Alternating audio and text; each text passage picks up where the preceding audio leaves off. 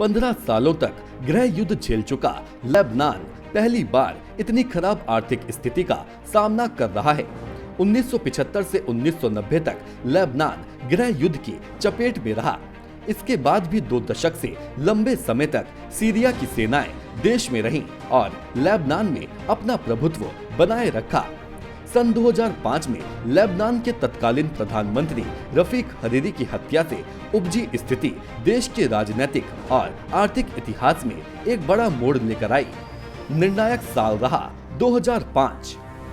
14 फरवरी 2005 के दिन लेबनान के प्रधानमंत्री रफीक हरीरी के दस्ते पर एक बड़ा आत्मघाती बम हमला हुआ था, जिसमें हरीरी के अलावा 21 और लोग भी मारे गए थे। विपक्ष ने इसके पीछे सीरिया का हाथ बताया था, जिससे सीरिया इनकार करता आया है। वहीं खुद लेबनान के शक्तिशाली शिया गुट हिजबुल्लाह पर भी इसका संदेह रहा है। इसके बाद देश में बहुत बड़े स्तर पर हुए विरोध प्रदर्शनों के चलते सीरियाई सेना ने 26 अप्रैल को लेबनान छोड़ दिया। सीरियाई सेनाएं 29 साल से लेबनान में बनी हुई थी और एक समय तो उनके 40,000 सैनिक लेबनान में तैनात थे। संयुक्त राष्ट्र के एक ट्राइब्यूनल में 4 आरोपियों पर हरीरी की हत्या के लिए जिम्मेदार होने का मामला चल रहा है। इसी शुक्रवार अदालत इस पर अपना फैसला सुनाने वाली है। हिजबुल्लाह प्रमुख हसन नसरल्लाह ने अब तक इन 4 अभियुक्तों को नहीं सौंपा है।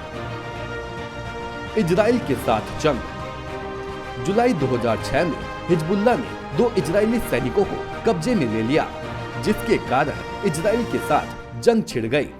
34 दिन चली इस जंग में 1400 जाने गई, उनमें से 1200 लेबनानी थे। मई 2008 में एक बार फिर एक हफ्ते तक चली हिंसक झड़पों में एक और थे हिजबुल्लाह समर्थित आतंकी और दूसरी ओर थे बेरूत और दूसरे इलाकों के सरकारी समर्थक। इस हिंसा की चपेट में आने से करीब 100 लोगों की जान चली गई थी।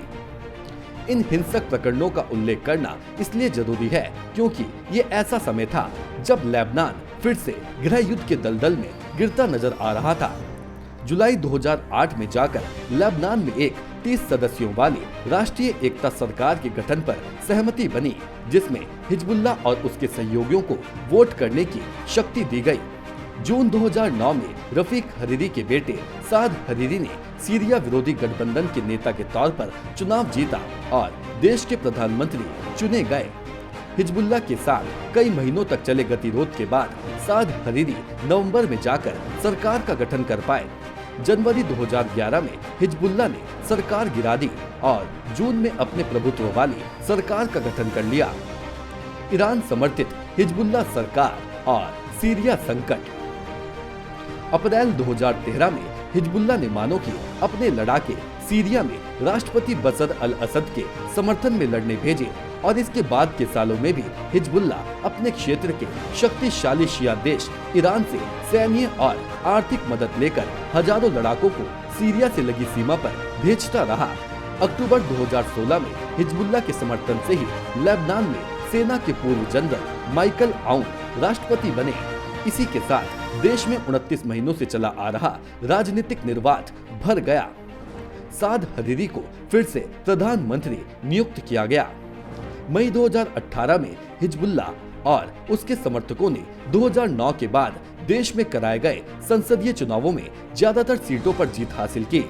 खुद प्रधानमंत्री की पार्टी को काफी नुकसान हुआ, लेकिन फिर भी उन्हीं का नाम तीसरी बार प्रधानमंत्री बनने के लिए आगे किया गया। हालांकि नई सरकार के गठन पर मतभेदों के चलते हरीरी हिजबुल्लाह के बीच बातचीत जनवरी 2019 तक खिंचती चली गई। सड़कों पर उतरी जनता। देश की बिगड़ती आर्थिक हालत और गिरती मुद्रा के कारण आम जनों को हो रही परेशानियों के चलते सितंबर 2019 में सैकड़ों लोग राजधानी बैरूत की सड़कों पर उतरे और अगले करीब 1.5 महीने तक वहां ऐसे हिंसक विरोध प्रदर्शन हुए जिनके चलते 29 अक्टूबर को हरीरी ने अपनी सरकार समेत इस्तीफा दे दिया। 19 दिसंबर को हिजबुल्लाह ने समर्थन देकर एक अनजान से व्यक्ति हसन दियाब को देश का प्रधानमंत्री बनाने के लिए आगे किया, जिसे प्रदर्शनकारियों ने फौरन रद्द कर दिया। आर्थिक संकट के चरम की ओर। इसी साल 21 जनवरी को लेबनान में एक नई सरकार बनी। ये एक ही पार्टी की सरकार है, जिसमें हिजबुल्लाह और उनके सहयोगी शामिल हैं और जो संसद में भी बहुमत में हैं।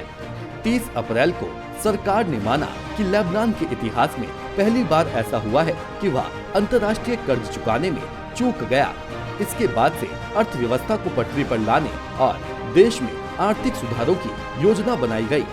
मई के मध्य में अंतर्राष्ट्रीय मुद्रा कोष के साथ शुरू हुई बातचीत फिलहाल रुकी हुई है और जरूरी रकम का इंतजाम अभी नहीं हो सका है। इस संकट से निपटने के सरकार के तरीके के प्रति अपना विरोध जताते हुए 3 अगस्त को लेबनान के विदेश मंत्री ने इस्तीफा दे दिया।